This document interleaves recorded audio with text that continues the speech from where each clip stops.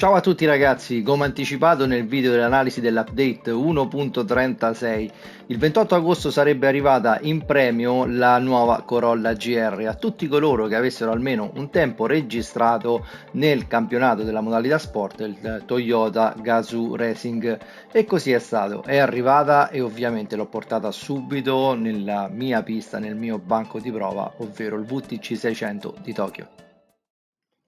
Ho installato tutto quello che potevo a livello di elaborazioni meccaniche per l'aumento di potenza. Sono arrivato a 474 cavalli, quindi non paragonabili a quelli delle altre auto che corrono a Tokyo.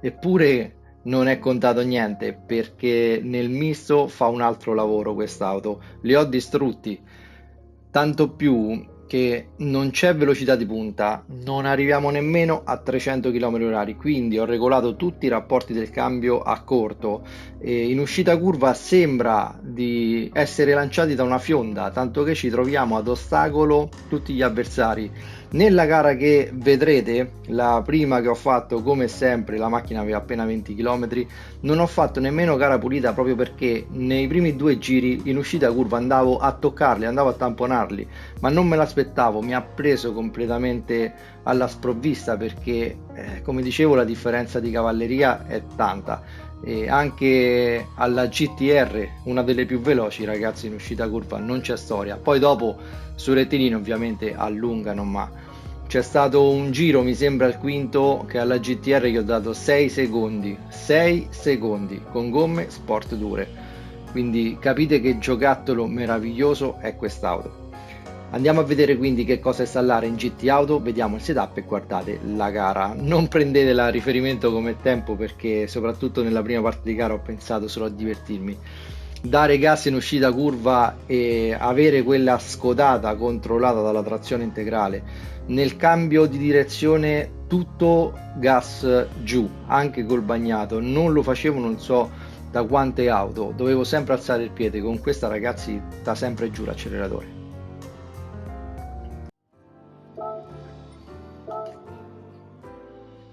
Cambiate i cerchi in lega col modello che più vi piace. Dimensioni massime 20 pollici, larghezza del cerchione larga e centricità larga. Avantreno tipo B, fianchi tipo A, retrotreno standard, alettone tipo B. Gabbia di sicurezza tipo C. Se volete scaricare questa livrea è già condivisa in vetrina, se volete adesivi o livree personalizzate scrivetemi a questa mail. Tutti i miei lavori li trovate col tag DR46. Per quest'auto gomme sport dure.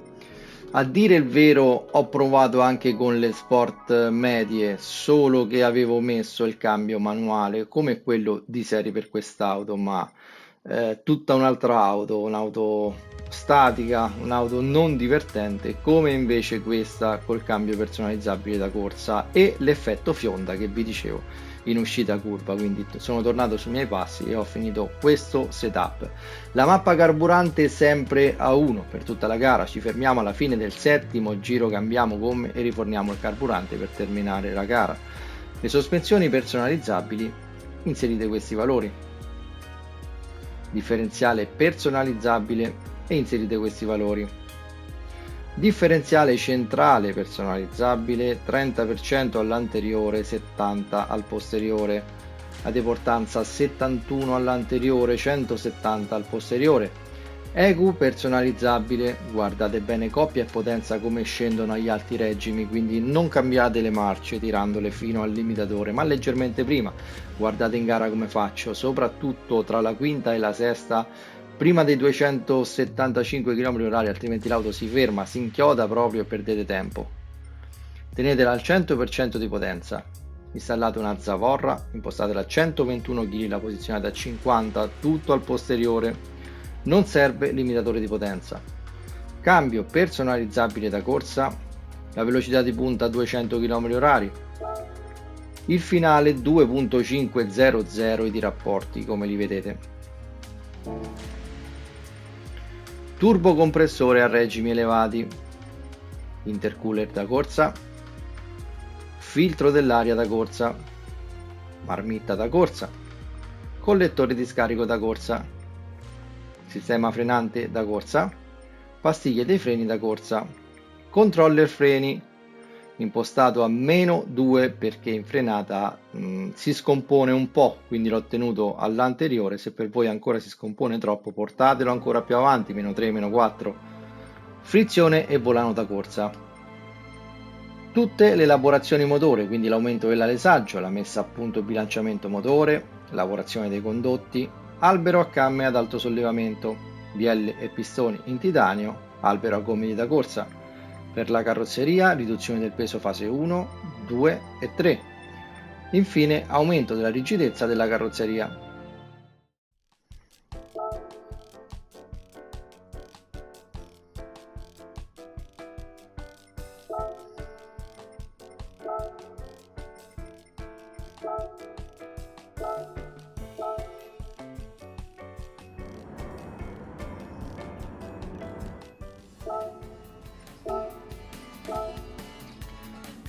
Come sempre solo ABS predefinito, è una 4 ruote motrici, non vi azzardate a mettere i controlli elettronici.